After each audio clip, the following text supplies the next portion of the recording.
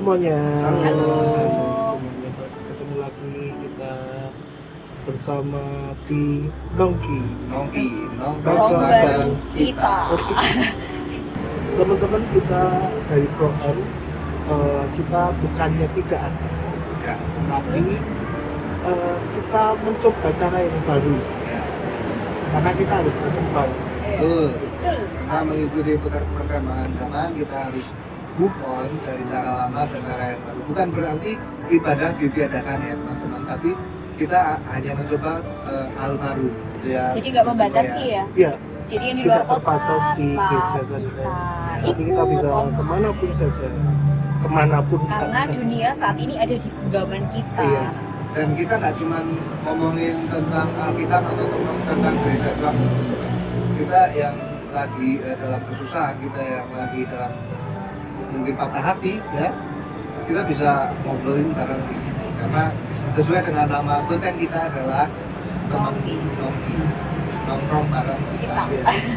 Ya kita Kita siapa kenal aja dulu, nih? kan kita belum. Oh iya, kita belum kenalan. Dari sana dulu, Saya Brian. Saya Nika. saya Timothy. Ya, kita di segmen Nongki, ya, di konten Nongki, nongkrong bareng kita. Kita mau ngobrol-ngobrol santai tentang kehidupan, nggak hanya Alkitab, nggak hanya desa-desa, tapi kita ngobrol santai aja. Kita saling membantu, saling istilahnya menguatkan, gitu ya. Muatkan ya. Betul. Ya, kita sudah berkenalan, kita ada di YouTube, TikTok, dan IG. Ya. Di mana saja mas? Ya. Untuk di sosial media YouTube, TikTok, dan Instagram kita punya akun yang sama, namanya cornerstone.cotw. Khusus di YouTube tidak bisa pakai .cotw, jadi cornerstone spasi cotw.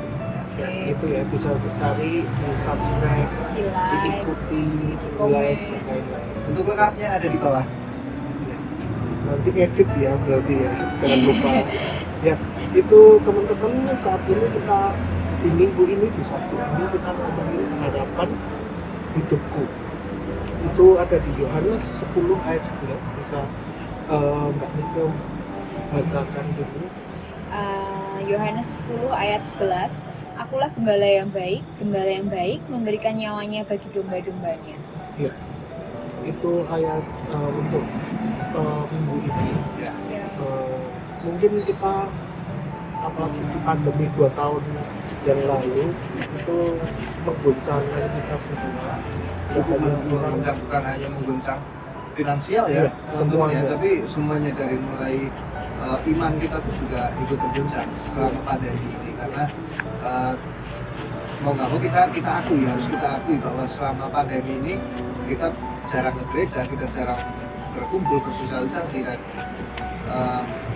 harus diakui juga kita pasti jarang baca Alkitab. Benar? Iya,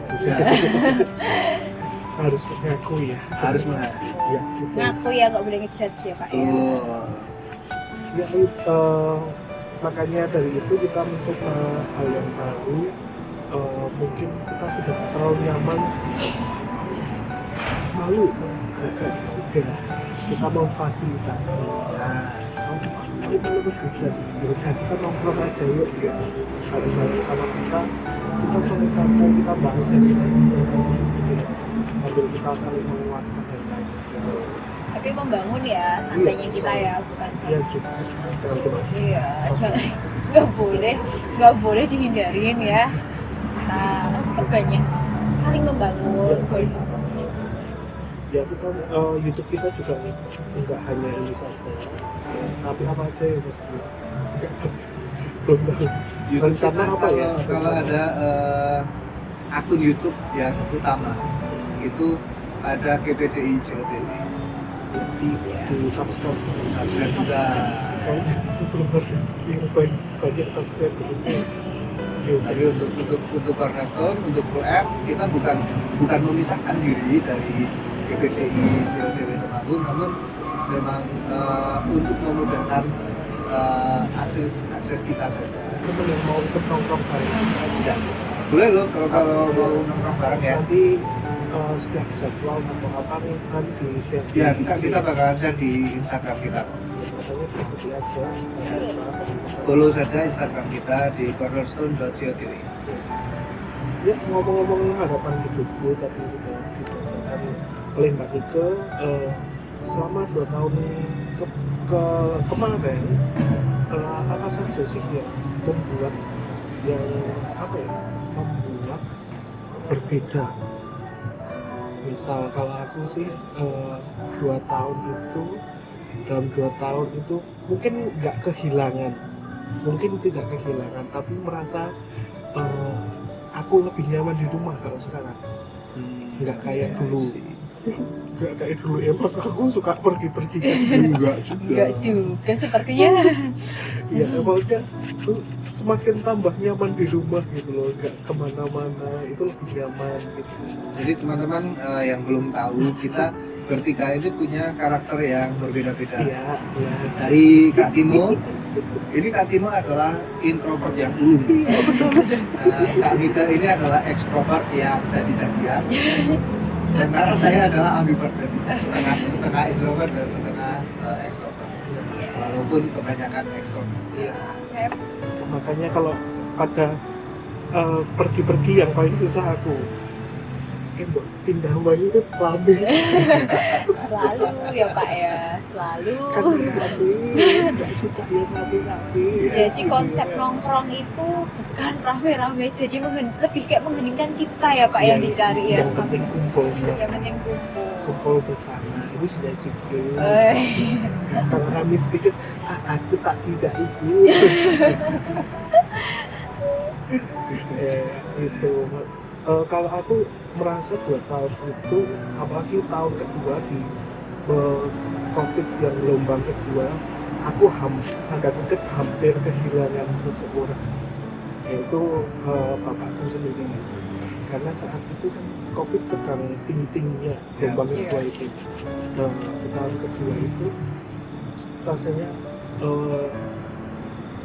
bapak saya kena COVID, ibu saya juga, dan yang tinggal saya. Kemudian pas itu kan tanda-tandanya adalah kehilangan penciuman, gitu ya, panas tinggi dan lain-lain. Jadi biasanya bapak saya suka terang-terang kalau di kamar, ini kok dimatiin lampunya, kan takut ya. Terus nggak ada suaranya, diam saja. Itu kan semakin kalau apa ya, kayak takut. Bahkan kita berdua, aku dan ibuku sudah siap, rasanya sudah siap melepaskan.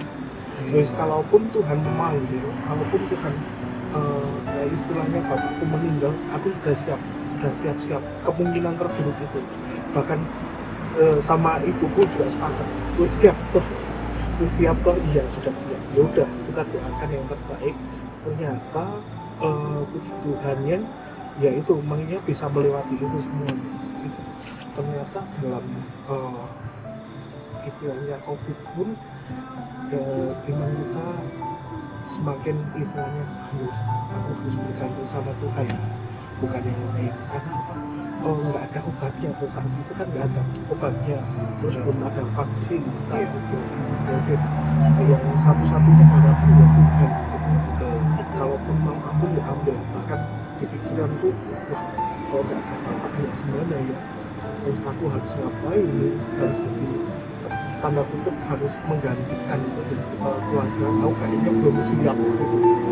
Tapi ternyata itu proses Tuhan untuk membentuk setiap kami di keluarga. Kalau yang lain udah cerita apa? Mungkin dari Kak Nika dulu.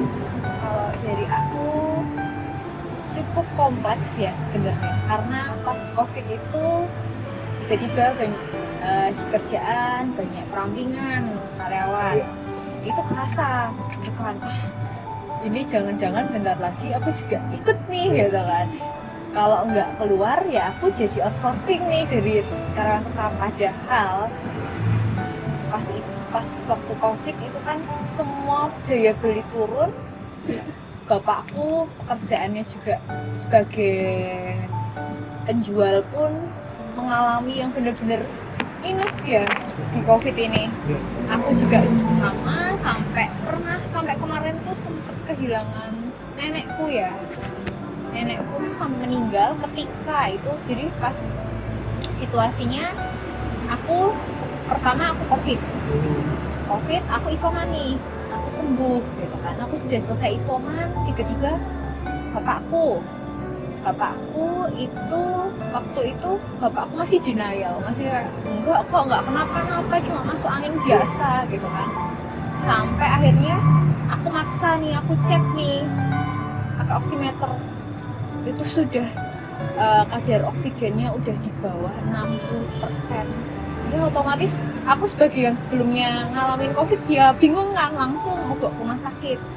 Bapakku di rumah sakit terus dirawat di sana sampai sekitar 2 mingguan lah bapakku di rumah sakit. Di hari bapakku malam masuk rumah sakit, paginya nenekku meninggal.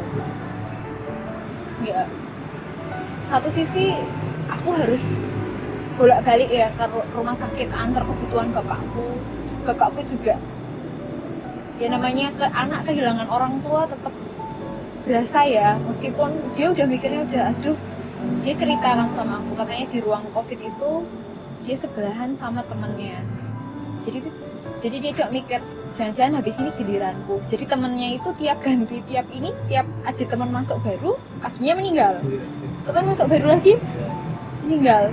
Dia udah mikir gitu, apa jangan-jangan memang jalanku habis ini ya udah gitu. Sampai nenek meninggal, bapak terus akhirnya boleh pulang kan. Ternyata membaik pulang. Di situ ibuku yang COVID gantian nih. Jadi total sekitar 2 bulan aku akhirnya di rumah WFH full. Dimana WFH ini juga dengan adanya COVID pun ya bener sih ya, kita jadi lebih kayak bisa legowo, istilahnya kayak ya mau nggak mau kita berdampingan hidupnya, sudah nggak bisa lagi menghindar. Tapi kan untungnya puji Tuhannya kita juga masih bisa dikasih cukup sampai hari ini, kita masih bisa kembali pelan-pelan lah ya, kita hidup normal lagi. Meskipun banyak dari teman-teman mungkin juga merasakan ya, kayak tiba-tiba jadi seorang introvert seorang ekstrovert jadi introvert ketika ketemu orang banyak. Jadi bukan gara-gara kita nggak mau ngobrol, tapi kayak kita canggung mau ngobrol apa nih. Kita udah 2 tahun jaga jarak, udah mengurangi intensitas ketemuan. Jangankan itu, kita aja yang di sini yang biasanya setiap minggu ya, hampir seminggu itu pasti ketemu, hampir tiap hari ketemu. Tiba-tiba kita cuma ngobrolnya cuma video call. Itu berasa benar-benar banyak perubahan. Tapi di sisi lain ya bersyukur ya kita masih bareng-bareng dan kita masih bisa, jadi Tuhan masih kasih kita kesempatan lah ya buat kita belajar nih dari yang lalu-lalu. Kan kadang pelajaran gak harus dari hal yang manis-manis ya, kebanyakan dari kehilangan kita bisa belajar, dari keterpurukan kita juga belajar apa sih kita tuh hidup tuh harus gimana, harus jadi kayak apa, harus berdampaknya seperti apa, seperti itu ya. Kalau Kak Bian? Sebenarnya kalau cerita dari saya itu apa yang tidak terjadi di kejadian yang dialami Kak Rika itu terjadi di saya. Jadi Kak Rika tadi bilang takut untuk di-cut dari pekerjaan, ya itu terjadi di saya. Jadi selama 2 tahun pandemi itu, kemarin saya masih di Jakarta Selatan. Jadi salah satu perusahaan agensi digital marketing. Sebenarnya saya nggak di-cut, tapi saya mengundurkan diri karena ada sesuatu yang lebih penting. Makanya saya terpaksa harus mengundurkan diri. Karena waktu itu ibu saya meninggal, walaupun meninggalnya bukan karena COVID, namun karena penyakit complicated. Namun saya mau nggak mau harus pulang, harus menemani bapak saya, karena posisi adik saya mau karena ke Jepang waktu itu, pada ini nggak jadi, tapi ya sudah terlanjur semuanya, jadi saya pulang dan manggung kembali lagi. di sini ngerintis lagi dari nol. Ya, jatuh bangun saya alami. Kita semua yang di sini tahu bagaimana jatuh bangunnya. Dari mulai dikejar-kejar debt collector karena takutnya gitu macet sampai ya seperti itu. Jadi tapi puji Tuhan, puji Tuhan, Tuhan masih baik.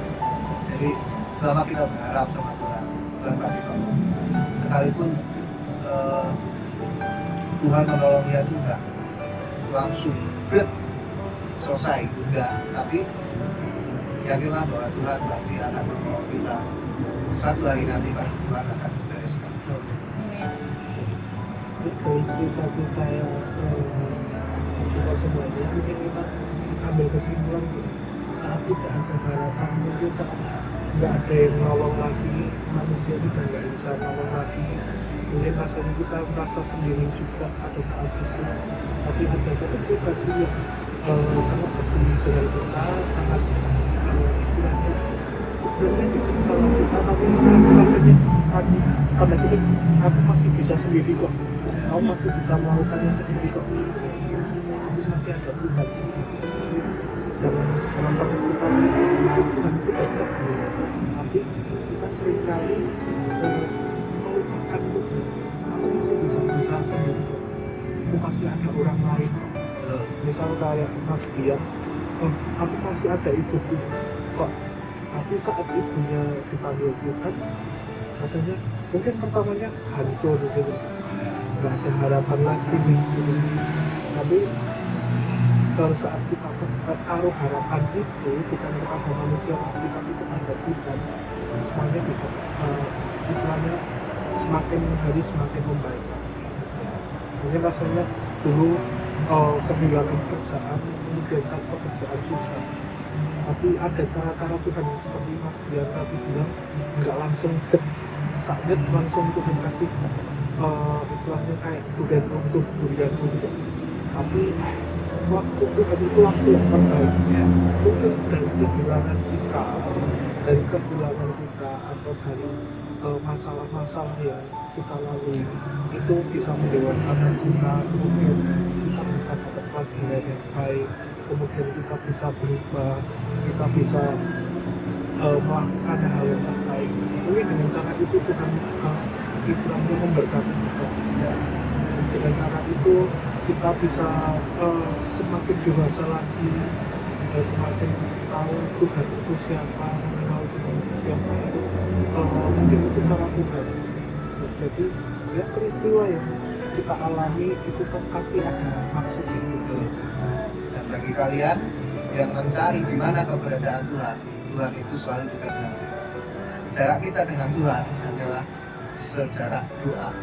Jadi semakin kita sering berdoa, Tuhan akan ada di dekat kita. Namun ketika kita jarang berdoa, bahkan mungkin nggak mau berdoa, yakin bahwa Tuhan bukan Tuhan jauh dari kita, tapi kita yang menjauhkan.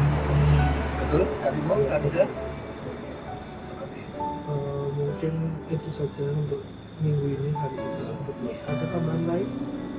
Mungkin cukup dari saya. Kalau ada teman-teman yang mau gabung mungkin Iya, menunjukkan. teman-teman yang mau gabung silakan join, bisa DM kita di Instagram atau TikTok, atau mungkin teman-teman yang punya pertanyaan yang nggak mau teman-teman show off, nggak mau kelihatan di kamera, tapi teman-teman punya pertanyaan seputar kehidupan atau seputar apapun yang teman-teman pengen tanyakan, kalian bisa DM kita aja. Feel free to DM us. Oke, balik lagi Om. Ya, kalau ada teman-teman juga kalau yang mau gabung sama kita, aku kepingin berbagi, kepingin sharing-sharing, ya udah gitu. Tiap kapan bisa hubungi kita. Ya. Iya. Oke, Jangan lupa follow. Ya. Follow, subscribe, dan komen. Oke. Itu aja ya. Biarlah nanti hari ini nongkrong bareng kita hari ini bisa memberkati kita semuanya. Kita terberkati, kalian harapan kita sudah terberkati. Biarlah channel ini kedepannya bisa memberkati kita. Itu Yes. harapan kita. Iya. Kita closing. nanti jangan lupa nongkrong bareng kita. Kita. Oke. Dari Stay tune. Stay Garis tune. dari Seperti